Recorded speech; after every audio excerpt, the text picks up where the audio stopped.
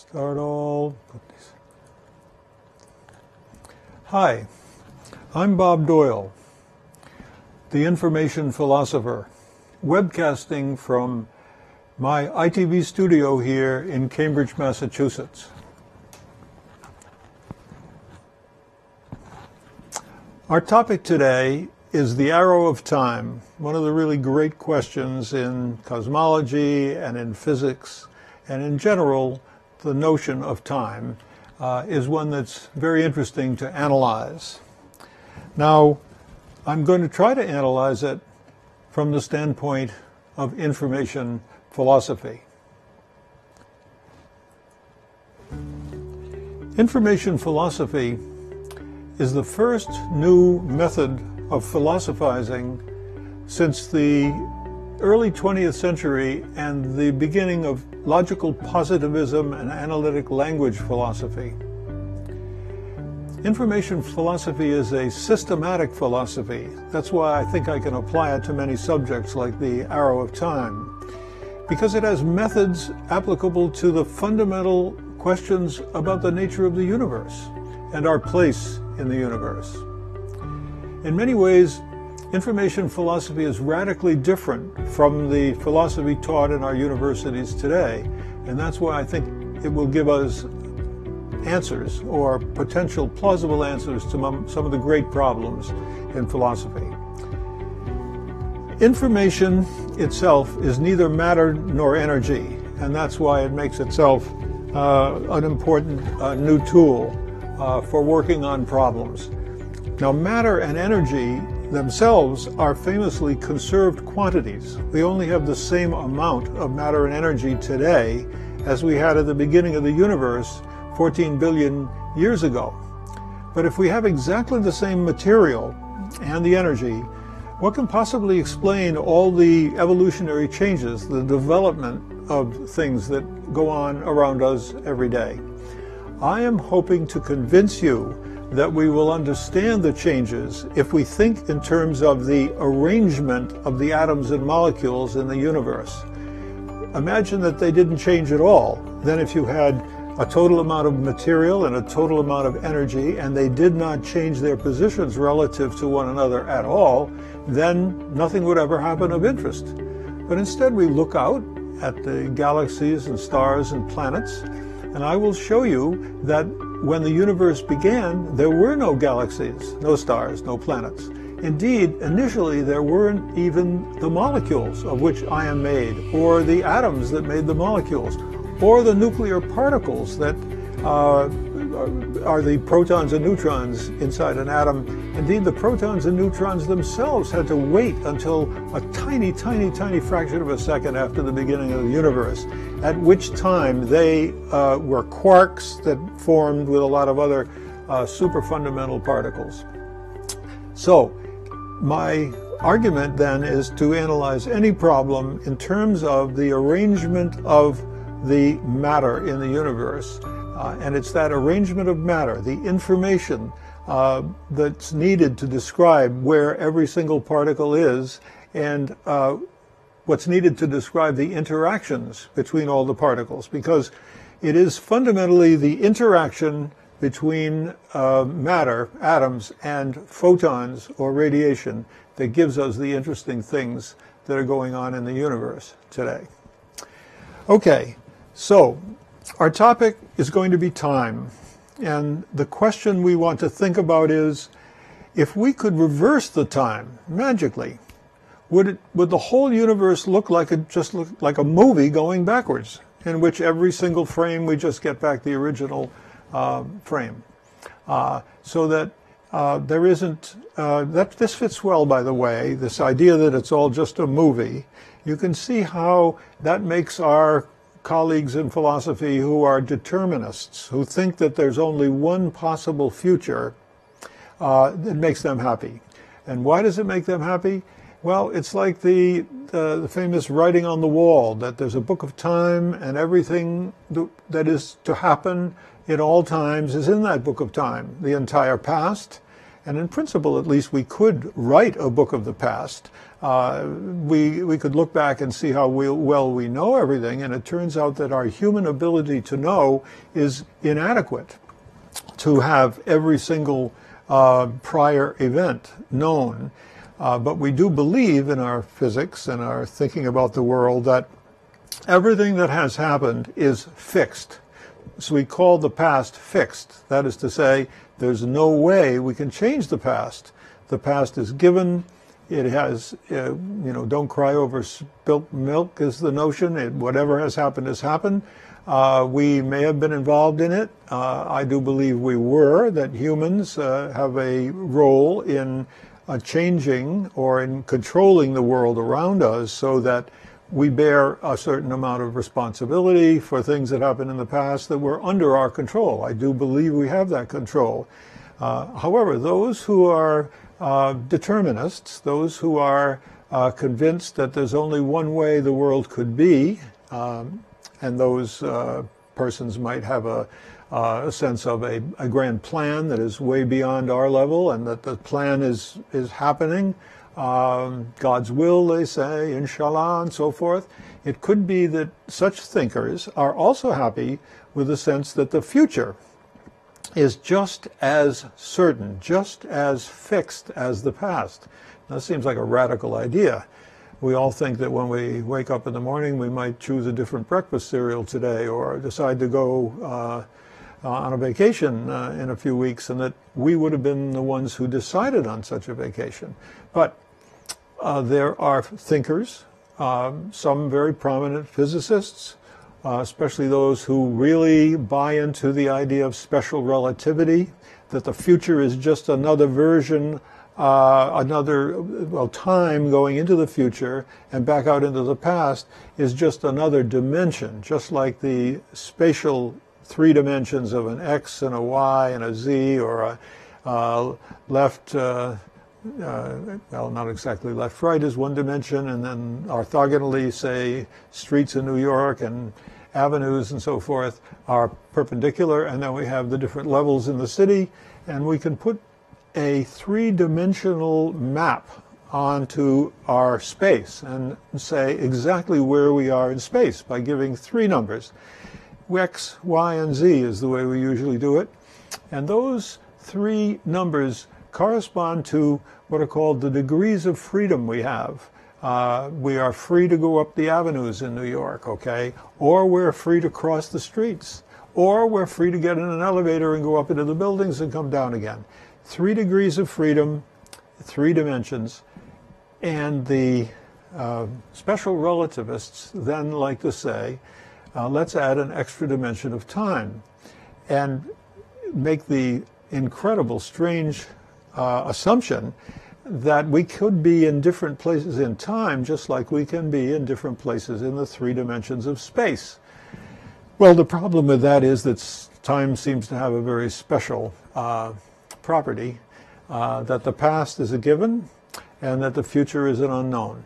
Some of them argue that that the present moment has a very special aspect in time. It's always the moment that we are in. That's called presentism. And the present then sets off a coordinate system, okay? Like the coordinates of the avenues and the streets and the different buildings in New York gives us 3 dimensions, and we can put down numbers. 7th Avenue by 57th Street and up to the 35th floor and so forth. We can assign numbers. So we can assign numbers to the time, but we don't have an exact beginning, at least in many theories. Today we believe the universe was created, came into existence some 13.75 billion years ago at an enormously high temperature. No sign of anything interesting that if one could look around at that time, would recognize. It would just be enormous high temperature, and any entity would be obliterated by that high temperature. But let's say we do have a moment of time which is special, and that's in our past at 13.75 billion years ago. But the present, and that all time could be counted down from that time. we tend in our human methods of timekeeping count down from past important moments. The Egyptians had a clock that or a method that told you the seventh year of Pharaoh so-and-so, and going back and back and back through all the kings. Most ancient societies just wrote down, okay, that's the year of another successor in the list of monarchs who ran a certain society, and we do something similar to that today. Most world calendars set back to the beginning of the Christian or Common Era, and before the Common Era, we count backwards. But there are a lot of other calendars, and they all have to pick an arbitrary point. The thing about the present is very interesting, because the present is a very special moment in time before which we can say everything coming up to this time is fixed past, and everything going forward from this time is unpredictable futures. For someone who believes that the future is uniquely dependent on what it is that we do, in the case of humanity, or what happens in the universe, assuming that the universe has got alternative possibilities in it in the future. You remember that I traced back to William James the phrase alternative possibilities, and it's critically important to the idea that this future we have is something that we could have things happen according to our decisions. Okay. Anyway, the presentist imagines that there's a single moment in time, and the non-presentist, I've forgotten the term for them, believe that all times can be counted from some early clock. Okay, so now, as we speak, we are now talking about a flow of time that goes in just one direction. Okay, direction is I was going off into the future that way. You might prefer that if I go off to the future in my left-hand direction, I'll try to keep to that in the future of my talk. The arrow of time is one of the great problems in my Great Problems book, which I will remind you is available online, so you do not have to buy a copy of this book. And I haven't opened up to the section on the arrow of time. I've forgotten where I buried it. Here it is in the back. And it comes just before the chapter on irreversibility. So let me zoom in here and take a bit of a look at this. Let's go in maybe here. You see the arrow of time. And here's the beginning of the section.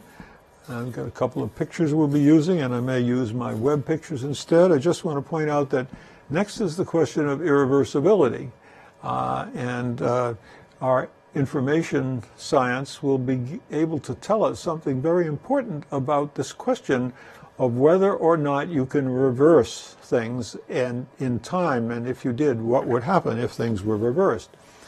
Okay. There are a number of laws of nature. Newton's laws of motion, so on forth, Maxwell's laws of electromagnetism, a whole group of laws.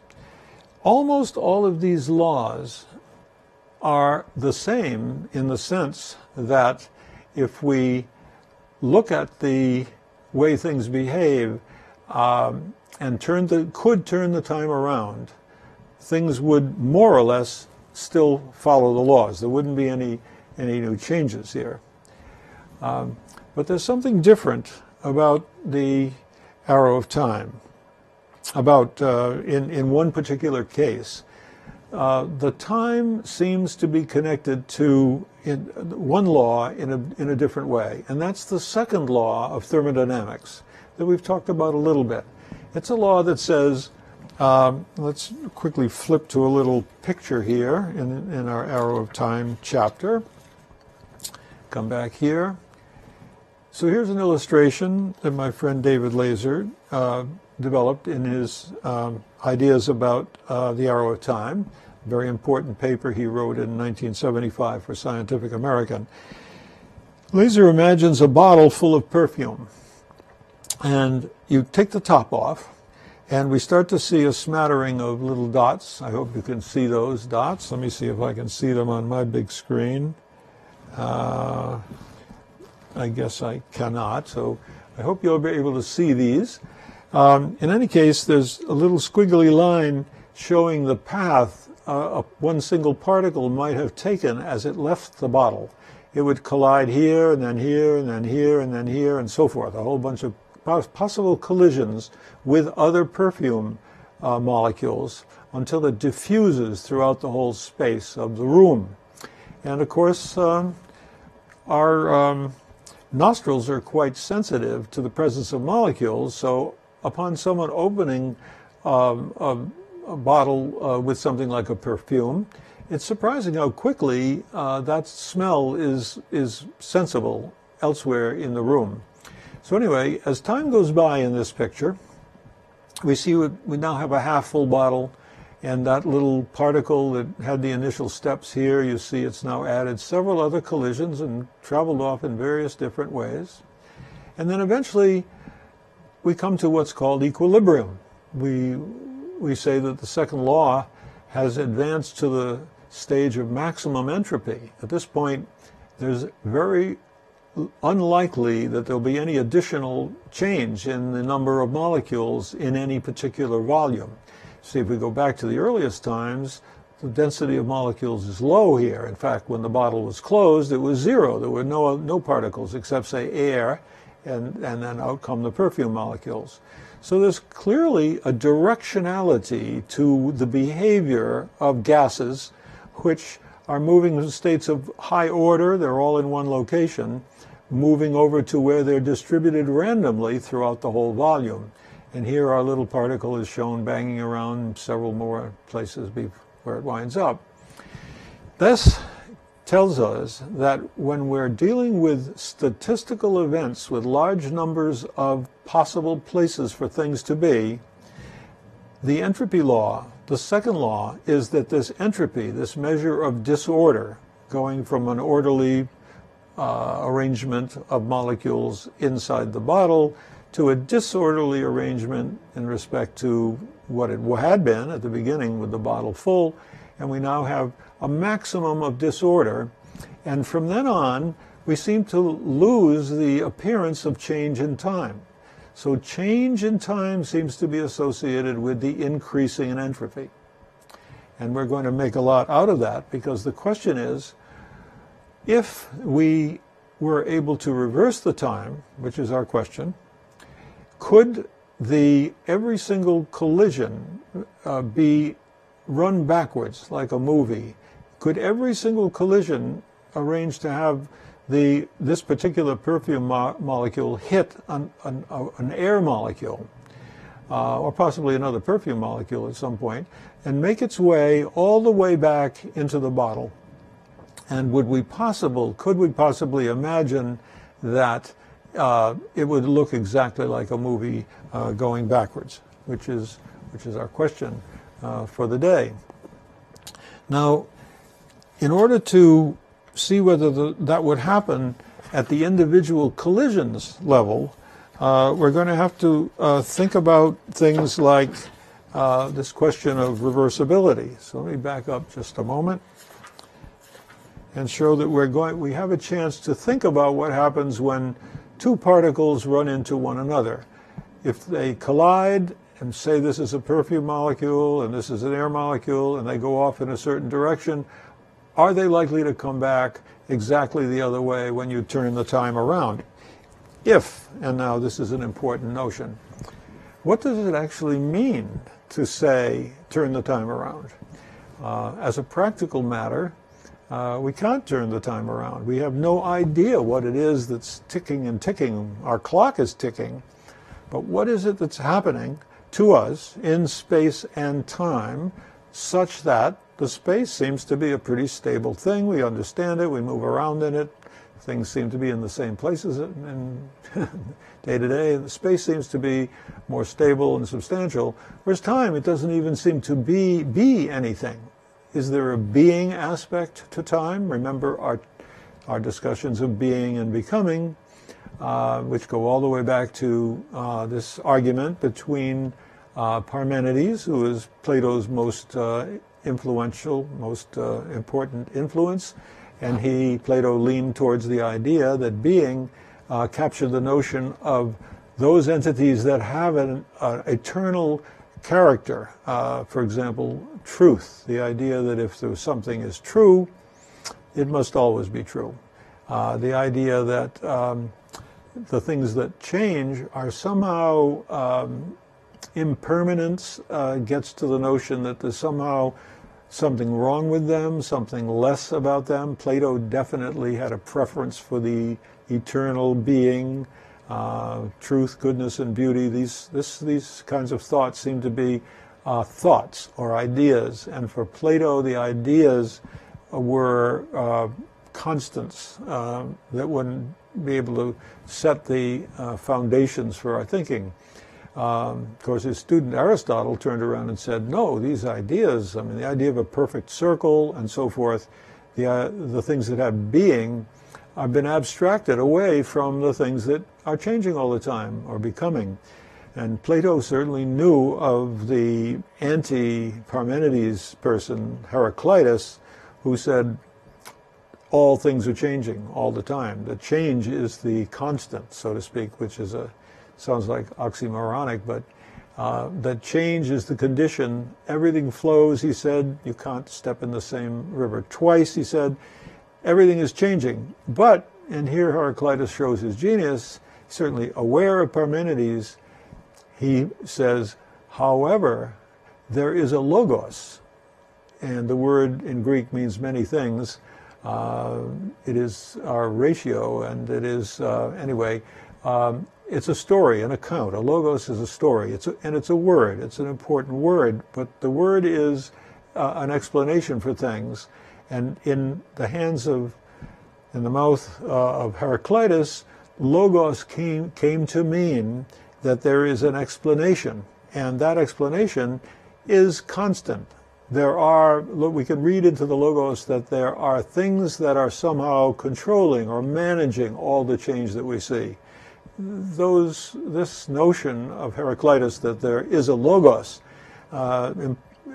gives the logos a great deal of importance, because it's the ultimate explanation. If we're looking for the one logos that lies out there behind the universe as a whole, the logos that really is the laws of nature and so forth, the effort of science is to turn things into a logos, and that word logos came to be the choice word in many sciences that we put on to the end of our subject. For example, if our subject is the biosphere, the bio, we add logo or logi, biology, to mean the science of living things. If we're studying the mind, which used to be called the psyche, more or less the word for the soul, we say psychologos or psychology. So this word logos seems to capture the essence of the idea of what we do as scientists when we are trying to find the explanations for everything. Let's see, I need to take a moment here and see if I can get my computer back. Try over here. Here I am. I lost my studio clock. I have it back again right now. And what we're doing is trying to get a feeling for time itself in order to see if we can get a feeling for why it seems to have a direction, why tomorrows always follow yesterday's and so forth. So let me take a look into this screen behind me, the arrow of time here. If we could reverse it, would it look like a movie going backwards? And I now have mind you, what we're looking at now is my blog, the I5 blog, which is every day we have a lecture. I put a title for that lecture and then a short description for the lecture. And in this short description, I basically tell you again, the laws of nature, everything we call logos, are symmetric in time, except the second law of thermodynamics, okay? And if you reverse the time, almost all the dynamical equations of motion, like the laws of gravity and orbital motions and so forth, they simply describe something going backwards. But the second law is different. Entropy must never decrease in time, except statistically and briefly, and there are such reversals. So many natural processes are apparently irreversible, and irreversibility is intimately connected to the direction of time. Identifying the physical reasons for this observed irreversibility, the origin of irreversibility, if we could find such, would contribute greatly to understanding the apparent asymmetry of nature in time, despite nature's apparently perfect symmetry in space. Okay, what we're saying here is that in space, everything seems to be symmetric, and there's no preferred direction. We say that that the world that the universe anyway is isotropic in all directions once we get far enough out. Coming back to Aristotle's day, clearly things were not all spatial directions were equally the same as far as science was concerned, because he saw he was standing on the Earth. And clearly up was a definitely interesting direction compared to down. But at that time, those who thought flat Earth, at least you had symmetry in all directions at the level of the Earth. But clearly up was different from down for Aristotle, and that caused him to think that there were natural locations for things. Stones had a natural location to be on the Earth, whereas certain things, maybe smoke, warm things tended to rise, and they maybe had a natural tendency to rise up. And modern physicists laugh at Aristotle because of all this thinking that things had to be in a certain part of space vertically, but it seems quite understandable today if you take it back up a moment and think about his situation in the world. It was a world that had a vertical direction that was very importantly different from the others. So when I say most laws are independent of directions in space, we should leave out the early view that we're standing on the Earth and there seems to be very much a reason to go down as opposed to go up, so forth. Now, in 1927, Arthur Stanley Eddington coined the term arrow of time in his book, The Nature of the Physical World. Eddington's book was very influential for me. I was at Brown at 1957, or that time frame, taking courses in the foundations of physics and reading a number of basic texts outside of our regular textbooks. Eddington's was very important to me, and his notion that there was a times arrow, and the fact that he connected it to the increasing entropy, as in the example of the perfume bottles, seemed very important. And this is now known as the thermodynamic arrow. We're going to find that there are other physical processes that seem to suggest an arrow, and what we really want to do is to think about the most important arrow. Let's suppose we find 3 or 4 things that all seem to have a time direction associated with them. We could then ask the question, is one of these the arrow that's really driving all the others? Okay? And I hope to give you a few of these arrows today and have you get a good sense of them, and then try to think which one is more important than the others. And our criterion will be relatively simple. Is there one without which the others can't even happen?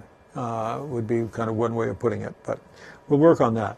So a second important arrow, also identified by Eddington, appeared just shortly after his work on the thermodynamic arrow.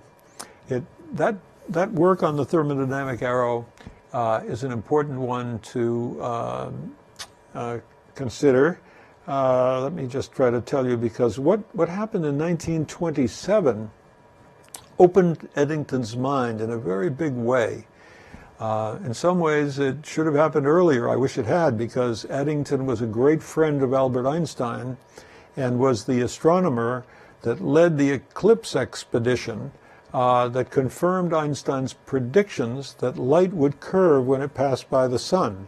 The argument being that light, although it's not matter, it has a material equivalent of weight, a kind of, or rather than weight, that's perhaps improper, that energy will react to gravitational forces, and the formula by which we decide how much it reacts is the famous E equals mc squared that Albert Einstein had first written down in 1906 and told us that energy has a mass equivalent.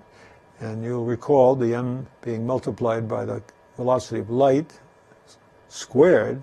That's 3 times 10 to the 10 power in centimeters per second, becomes 9 times 10 to the 20th, an enormously long number, 20 significant figures. We can hardly write it out. We don't know it to that accuracy, but it's a very big number. When you multiply that little bit of mass, there's a great deal of energy there. But conversely, if you divide the energy by c squared to get the equivalent mass, it's a very small number, but it's not zero. So Einstein noticed that it's as if you had a very lightweight particle traveling by the sun and it ought to bend a little bit.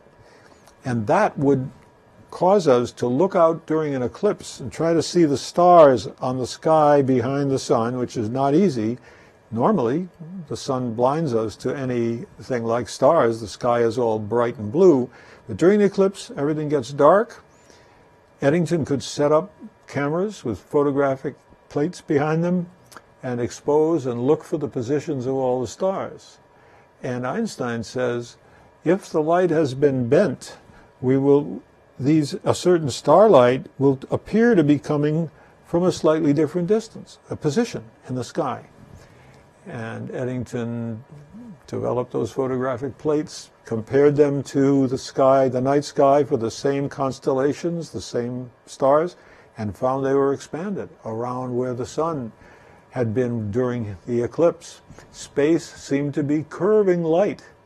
And later, or not that later, Einstein already had made the claim that space itself is curved, and that particles moving in space, whether they're material particles or light, photons we call them today, his light particles, would be curved by the space.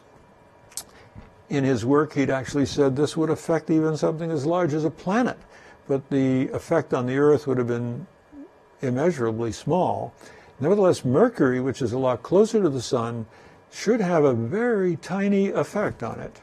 And Einstein calculated that effect, and it turned out to be an observable precession of the orbit of Mercury around the sun. Some tiny little 1 point something degrees per, I should know the number exactly, per revolution around the sun perhaps. And that made Einstein famous. When he then, his prediction of what would happen to light was confirmed by Eddington, Einstein's reputation was phenomenal. And I wish Eddington, who wrote very positively about all of Einstein's work, I wish he would have known more about what Einstein had done in quantum mechanics and quantum physics. Because the year Einstein finished his work on his relativity theories, just a few years before the eclipse expedition of Eddington, Einstein had found that there was a certain randomness, a certain chance, ontological chance in the universe, and Eddington seems to have known nothing about that.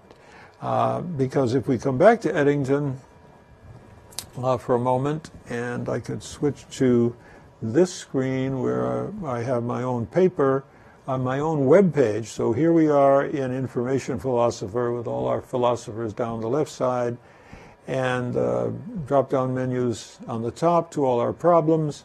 And you can see if I hold down problems for 1 moment, you see the arrow of time was there. We're on that page, the arrow of time. And I'm going to enlarge it So you can see that in 1927 he coined the term time arrow, and this is similar to what we've just seen a moment ago.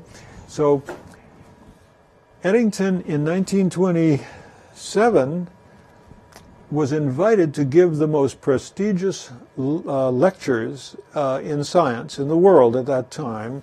They still are called the Gifford Lectures, and they're given in Edinburgh or some other university in Scotland occasionally, I believe, but the ones made with Gifford's name maybe always are Edinburgh.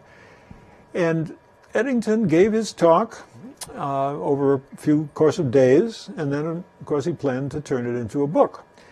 When he gave the talk, and I have yet to have the exact version of the talk which he gave orally, I would like to have that so I could show it and compare it to what he wrote in the book. Because what Eddington said at that lecture, at the Gifford Lectures, was that apparently we now really know almost everything we need to know about physics, and in particular we know that the laws of nature are deterministic. Now, that doesn't yet commit him to understanding entropy and why time is different.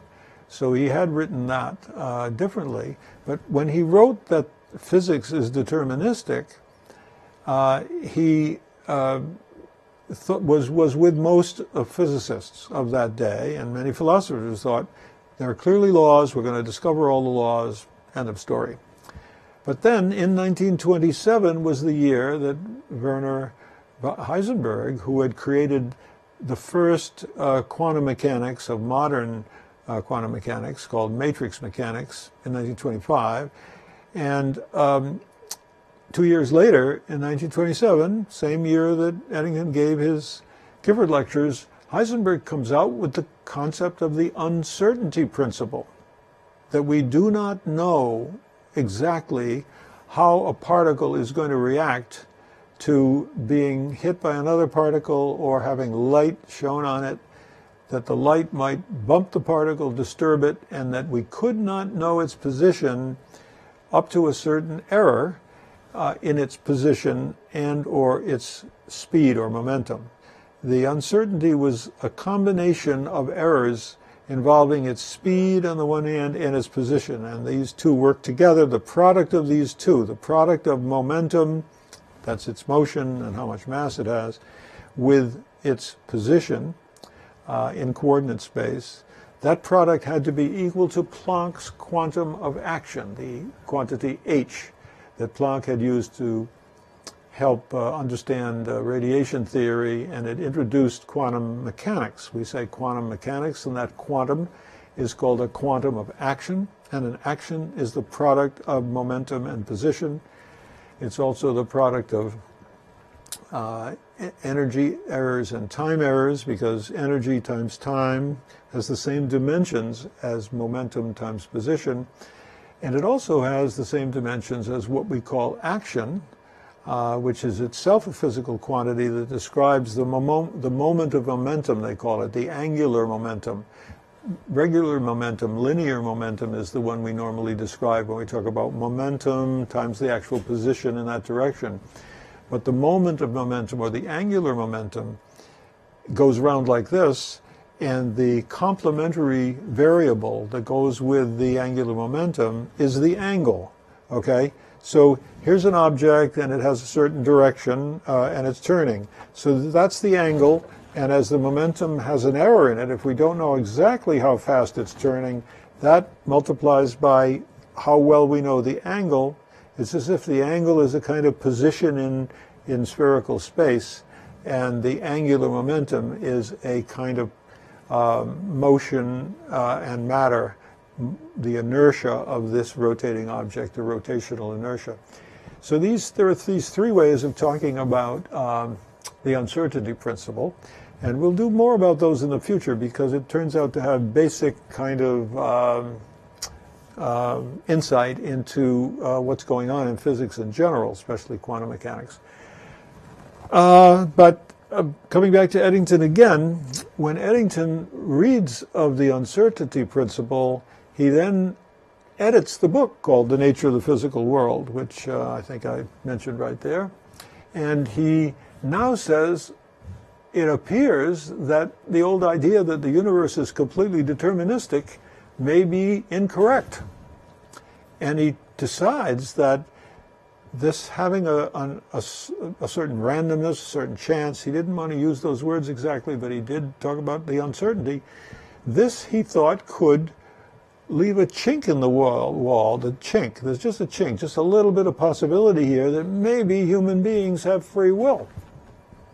Well, that, of course, is one of my major applications of information philosophy. And here, when I read Eddington in 1957, so 30 years after the book, Nature of the Physical World, that struck me, that surely there is a connection between human freedom and the uncertainty principle, which I was using for 20 or more years, until I realized there's something deeper than the uncertainty principle, and that is the existence of ontological chance and the statistical nature of our understanding of things in quantum physics that Einstein had first seen clearly in 1917. So 10 years before Eddington might have read those papers and would have had a quite different view, leading to the same result, that the world is not something that's completely determined, ruling out sort of a lot of philosophical positions on human beings, which is very important to my work. All right, so let's go back to time, and we'll take a look at, let's see what I would like to go to. Let's come back to looking at my little book, something you may do, I hope, because remember, you don't have to buy this book. But here we're back to Arthur Stanley Eddington, his work in The Nature of the Physical World, very important. There seems to be a one-way direction of increasing entropy required by the second law of thermodynamics, and that was that little illustration we used, okay? And he called this, today this is now known as the Thermodynamic Arrow. He called it time's arrow, or the arrow of time. In his later work, Eddington identified a second arrow, and this is our important, very important second arrow for us, the direction in which the universe is expanding, which was discovered by Edwin Hubble around the time Eddington first defined the thermodynamic arrow. So Hubble measured the velocities of the galaxies around us and found that the fainter a galaxy was, the faster its redshift. A redshift is a so-called Doppler shift, changing the wavelengths of the light coming from the galaxies, and it seemed to be that the fainter they were, therefore farther away of a certain type of galaxy, they seemed to be moving faster. And that suggested to him that space itself was expanding. So now I say there are a few other proposed arrows of time, one called a psychological arrow, that we actually perceive. We have a feeling that time is passing. There's said to be a causal arrow, that every cause must precede its effect, that every effect is preceded by its cause, or any event is preceded by the causes. And a quantum mechanical arrow, which is rather sophisticated in certain new nuclear processes having to do with the decay of atomic systems into other states. So we can ask this question, and this is the one I want you to keep in mind, whether one arrow is a master arrow and that all the others are following that arrow. Or perhaps time itself is just a given property of nature that is otherwise irreducible to something, just the same as with space. But we may be able to find one of these arrows is important to the others, okay? Now, I guess I could flip ahead past the talk on thermodynamics, and I'd like to jump ahead from one arrow there. I'll come back to it in a moment. And let's turn to what's called the radiation arrow.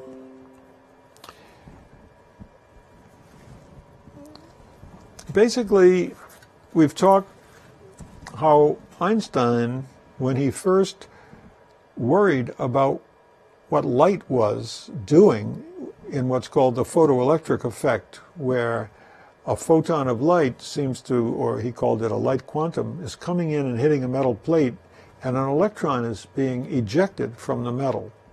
So here's the metal, and there are lots of electrons in metal, and other physicists had noticed, long before Einstein, that when you shine light on the metal, including particularly very energetic light, today we think of it, ultraviolet light, even higher energy light like X-rays, and they whack electrons out of this metal. Einstein had studied this phenomenon that physicists had described very well. You shine light on the metal, and on the surface of the metal, there are lots of electrons, which you can feel their presence. Okay, so Einstein had thought that when the light was traveling towards the metal, it must be going out in all directions on its way. And yet, when the electron left the metal, it had an amount of energy that was comparable to the energy of the electron, of the light quantum coming in. Light quantum coming in, particles going out. I think I'm going to bring up my Einstein page. I guess I'll go get it here and take a moment. Should have found this one for us ahead of time, but I don't seem to have it, because I think I have a picture of this phenomenon that you'd like to see. So let me switch to what I'm doing so you see why I'm struggling to find things here, and you could do the same. Remember, my goal is that everything I do when I'm talking to you, I am talking to you from my website with pages on 300 philosophers and scientists, all of which contain descriptions of their contributions to modern thought. Their contributions in philosophy, 200 of them, and in science, 100 of them. And I'm trying to get the best sort of summary of their contributions. Instead of just writing pages, let's see, I want to go to this one, and maybe I'll bring it up over here so you can see it over my shoulder. And when I'm showing you my web pages and the drop down, for example, arrow of time right here, I can take that to the full screen for just a moment. When I tell you I'm working on all of these problems, when I tell you I'm writing about all of these philosophers, here's our knowledge section, here's our values, all the work on free will, including the model of free will and alternative possibilities you've heard in our earlier lectures, our section on problems of the mind and a lot of psychology, panpsychism. I have a starter section on chance, and finally a lot of work on quantum mechanics, which you'll see is very much based on what Einstein's doing. When I'm talking to you about something in these lectures, and it's a great privilege, I must tell you, to be able to have a class in front of me. Now, at the moment, I don't think I have very many people. We're now in our second month of lecturing, and we only have a handful of people watching. But they're watching from unusual places in the world. People are coming into my website. Every day I get a few hundred new unique visitors. A unique visitor is someone who has not been here before. And so that means it's the first time someone's coming, and they discover me because they were following a link from maybe Wikipedia or some other sort of site that's telling people to come look at Information Philosopher. We've had almost 1.5 million visitors to the site since I started it back in 2004 or so. And on individual pages, like the Einstein page, has had something like 60,000, 70,000 views. So a lot of people are looking at each one of these sites. And my purpose in my lectures, the reason I've taken to building an ITV studio, a webcasting studio, is because many people do not like to read that much these days. And my web pages are enormously long. So look at this Einstein page. We'll just quickly take a look at it. And you see there's a lot of stuff here to read. And of course, I'm turning this into a book. So I will hope you will like the book. I'm going to stop right here and note that we're only down about 15% of the way to the bottom of this page, okay? Let me just grab that thing and send it down. So on the one hand, my apologies, right? My website is full of all kinds of things. Look at this little animation, which I can start right here. And we can see this is going to be used in our description of entanglement, which Einstein basically discovered, but people don't understand what he was doing.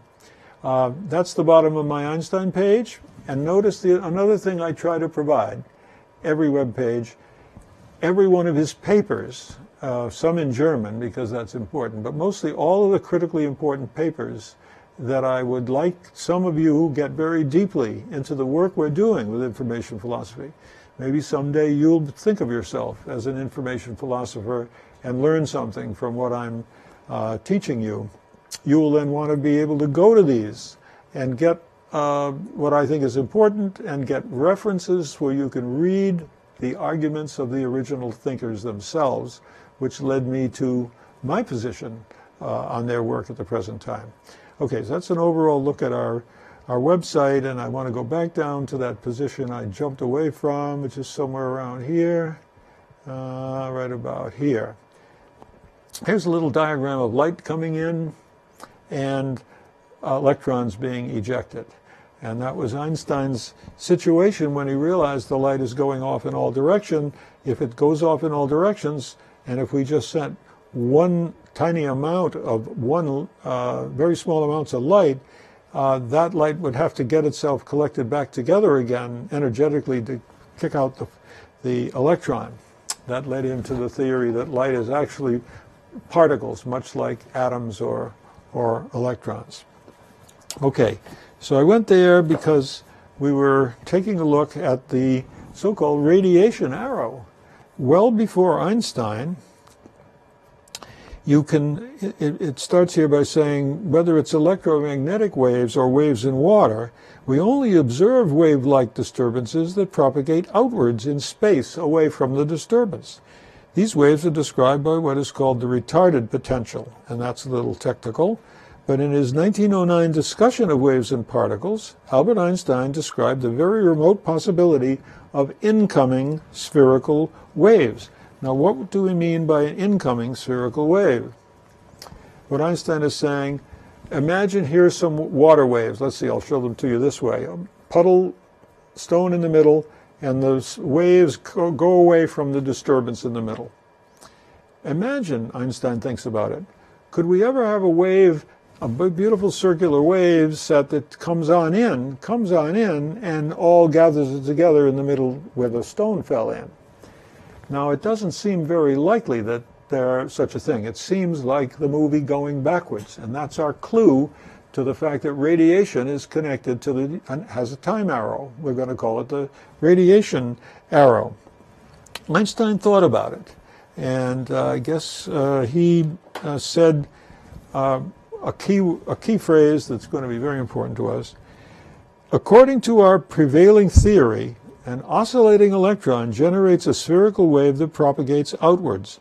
The inverse process does not exist as an elementary process. A converging spherical wave is mathematically possible, to be sure, but to approach its realization requires a vast number of emitting entities. In other words, you'd have a whole ring of emitters around the outside, and the elementary process of emission is not invertible. And that led him to believe something very important about quantum physics that we will get back to. But for us today, we want to see that waves that come back inward are very difficult.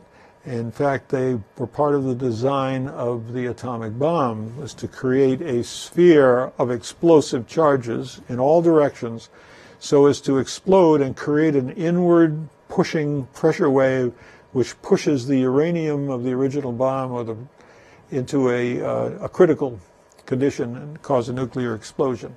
That's an historical implementation of an incoming spherical wave. The important thing we want to say about the incoming spherical wave, never seen in nature. So there's something odd about that. Radiation seems to go the other way. So we have three arrows. The end of my chapter here is the cosmological arrow, and that's, say, the direction of time, which is the direction the universe is expanding. And I say there are excellent reasons for seeing this as the most fundamental of all the arrows, even the one that's driving the others. Without an expansion, the static universe that didn't move would settle into thermal equilibrium, and there would be no more changes.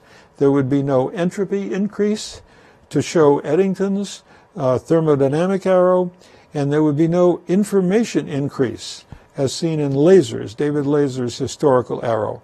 And you remember David Laser did this picture of the perfume bottle opening up, and then he came to, in his article in 1975 in Scientific American on the Arrow of Time, he basically made an argument which is too long to read, but I will summarize it for you because we only have a couple of minutes left. And this is his theory of the growth of order in the universe. And that's too technical to say what he's about, but the summary is that we are seeing growth of what Laser describes as order, which I like to describe as information, because entropy destroys order and it destroys information. Negative entropy, which is the famous Schrödinger statement that the sun provides negative entropy and all life feeds on negative entropy. So negative entropy is information, has usable, available energy in it that we can do things. We live based on consuming this stream of negative entropy with free energy. And that question becomes, where did that come from? Because that leads to a growth of order, in Laser's term. It leads to historical events, so he called it the historical arrow of time. I would like to say it's really an information direction, which is the same direction as the increasing entropy. The universe, paradoxically, one might say, we have a law for increasing entropy at all times, and we also have increasing information. And let's see if I've got this diagram here. I'll go over to this screen for a moment, show you where I'm looking. So here's David Laser on my page called The Arrow of Time, and we talked about this diagram before, but as the universe expands, the maximum possible entropy, this red line, increases faster than the energy and the matter can come back into equilibrium with one another. So the universe is getting bigger and bigger. There's more room for particles, like think of the perfume atoms leaking out of the bottle. And there's more and more space for them. There's more and more possible, highest possible entropy. And what highest possible entropy means is, if we haven't gotten there, we're far away from equilibrium. Okay? Let me put this on the board behind me. And I guess I need 7 on the board behind me. And basically what Laser said is, if the universe expands at this rate, so that maximum possible entry is growing very fast, but it's only coming up and getting back into equilibrium at this lower level, then there's a difference between the maximum and the current, and that's a possibility for negative entropy or information. And much of my work is based on that insight.